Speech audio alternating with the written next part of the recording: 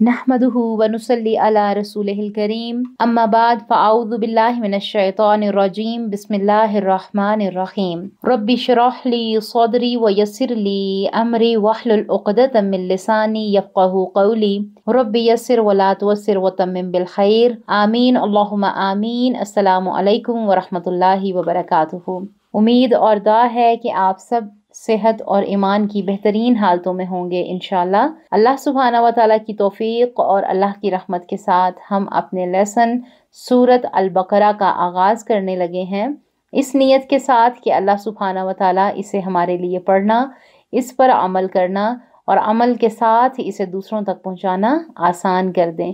और अल्लाह सुब्हाना व तआला हमारी कोशिशों को, हमारी मेहनतों को हमसे कबूल फरमाएं और इस काम को हमारे लिए और हमारे वालिदैन के लिए, हमारे उस्ताज़ किराम के लिए बेहतरीन सदका जारिया बना दें और हमें वो इल्म और वो रास्ता अता करें जो कि हक़ का है, जो कि सच का है। और अल्लाह ताला हिदायत की मंजिलें हमारे लिए आसान कर दें। क्योंकि हम क्यों इस सफ़र से जुड़े हैं? क्योंकि हमने अपने क़ुरआन से मोहब्बत करनी है, इसके साथ अपने रिश्ते को मज़बूत करना है, तज़किया करना है कि क्या मैं और आप क़ुरआन की आयात के ऊपर गौर व फ़िक्र करते हैं? क्या हम उसे अमल में लाने की कोशिश करते हैं? क्या हम अपना तज़किया करते हैं? या फिर हमेशा की तरह, बचपन की तरह हमने क़ुरआन को सिर्फ़ और सिर्फ़ उस नेकियां कमाने के लिए ही रखा है कि इतने लफ्ज़ अल्फाज पढ़ लेंगे, इतने हरूफ पढ़ लेंगे तो इतनी नेकियां मिल जाएंगी। तो ये तो नेकियों के साथ साथ बरकतों और रहमतों वाली किताब है, तो हमने इससे रहमतें और बरकतें समेटनी हैं इंशाअल्लाह और इसे अपना सबसे बेहतरीन दोस्त बनाना है। तो चलिए अपने लेसन का आगाज़ करते हैं। आज हम सूरत अल बकरा की आयत नंबर 1 को देखेंगे। अब आप सोच रहे होंगे कि सिर्फ आयत नंबर 1 को, और वो क्या है? आइए देखते हैं क्या है। यहाँ पर क्या आ रहा है? बिस्मिल्लाहिर्रहमानिर्रहीम। पहली आयत पर गौर करें कि अल्लाह ताला ने क्या फरमा दिया? अलिफ लाम मीम। क्या मतलब है इसका? सवाल कर रही हूँ ना आपसे। क्या आप जानते हैं अलिफ लाम मीम क्या है? बचपन से हज़ारों तरह के जवाबात भी आपने सुने होंगे। ये भी देखा होगा कि नई घरों में, गाड़ियों में, दीवारों में जितने भी ऐसे हरूफ मुक़त्तात हैं, इनको लटकाया भी गया है, लगाया भी गया है। तो देखिए, आइए जानते हैं कि अलिफ लाम मीम है क्या।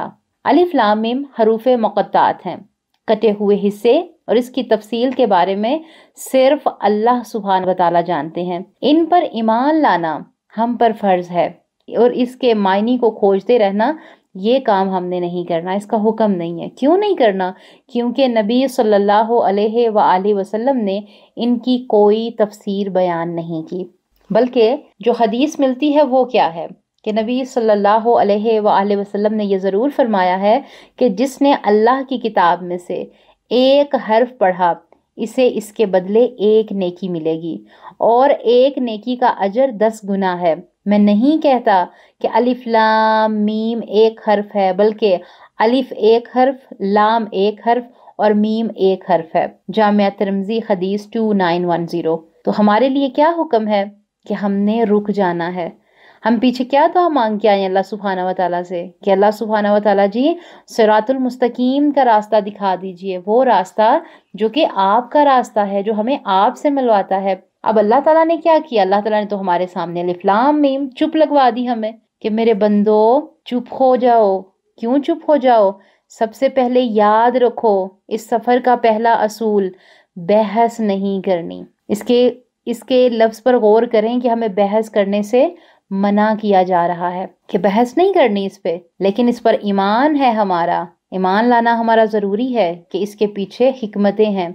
अब बाज़ सूरतों की इब्तिदा में हरूफ मुक़त्तात आते हैं। इनके बारे में मुहतियात और महफूज जो मसलक है वो यही है कि बग़ैर किसी शरई दलील के इनके मायने मालूम करने के लिए या इन पर बहस करने से गुरेज़ किया जाए और ये अकीदा रखा जाए कि हरूफ मुक़त्तात को अल्लाह सुब्हाना व तआला ने बेफ़ायदा नाजिल नहीं फरमाया।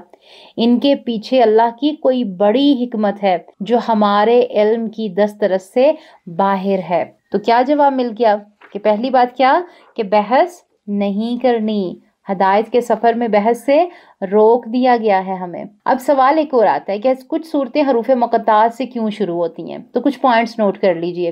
पहली बात, अल्लाह की मर्जी, वो जैसे चाहे करे।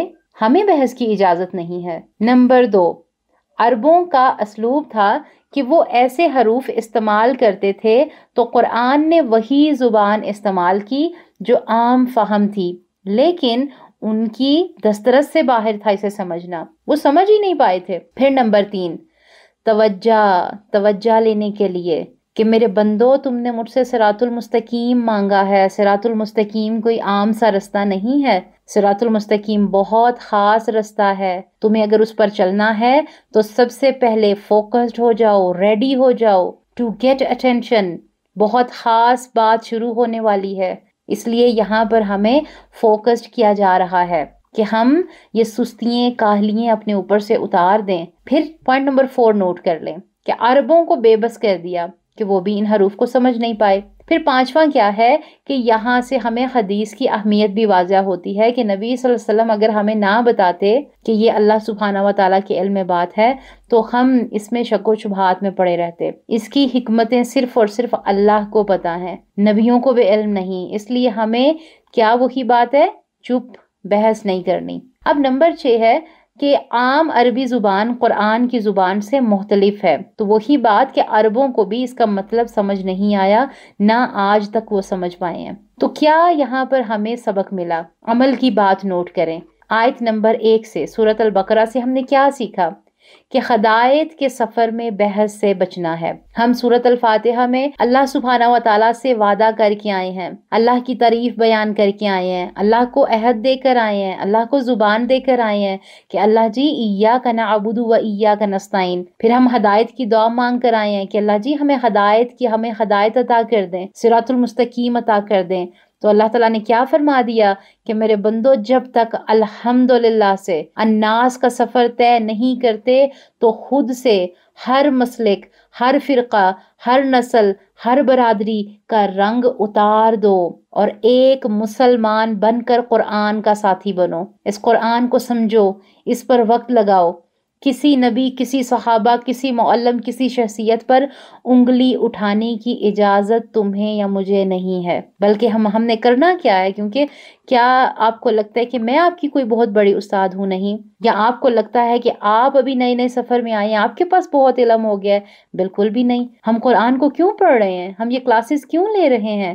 اس لیے نہیں کہ ہمیں خود پر ٹیگ لگوانے ہیں، اس لیے نہیں کہ ہمیں کوئی نئے مشن شروع کرنے ہیں، بالکل بھی نہیں، بلکہ ہم نے اللہ تعالیٰ سے ہدایت مانگی ہے اور ہم نے قرآن پر عمل کرتے ہوئے ان لوگوں کی صف میں شامل ہونا ہے جس سے اللہ سبحانہ و تعالیٰ راضی ہوتے ہیں۔ ہم نے ایک امت بننا ہے، ہم نے تمام تر جتنے بھی دشمن اسلام نے ہمیں توڑ کر رکھا ہے جن زنجیروں میں، ہم نے اس زنجیروں سے خود کو آزاد کر کے امت مسلمہ بننا ہے، جو کہ ہم ہیں الحمدللہ۔ تو اللہ سبحانہ و تعالیٰ سے توفیق مانگنی ہے۔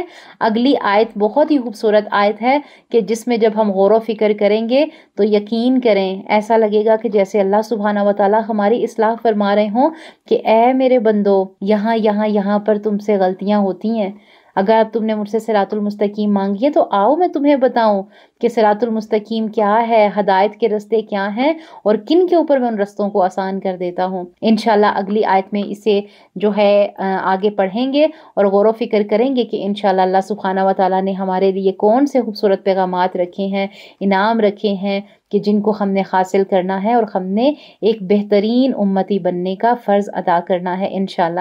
تب تک کے لیے اللہ سبحانہ و تعالیٰ سے دعا ہے کہ اللہ سبحانہ و تعالیٰ ہمارے وقت میں برکتیں عطا فرمائیں، ہمیں غور و فکر کرنے کی توفیق عطا فرمائیں اور وہ علم عطا فرمائیں جو کہ حق ہے، جو کہ سچ ہے، اور بے شک اللہ سبحانہ و تعالیٰ ہی کے پاس وہ علم ہے، وہ جسے چاہے عطا کرتا ہے۔ ہماری دعائیں ہیں، ہماری کوششیں ہیں کہ اللہ سبحانہ و تعالیٰ ہمیں بھی اپنے خاص بندوں میں شامل فرما لیں۔ آمین اللہم آمین۔ ربنا تقبل منا انک انت السمیع العلیم وتب علینا انک انت التواب الرحیم۔ السلام علیکم ورحمۃ اللہ وبرکاتہ۔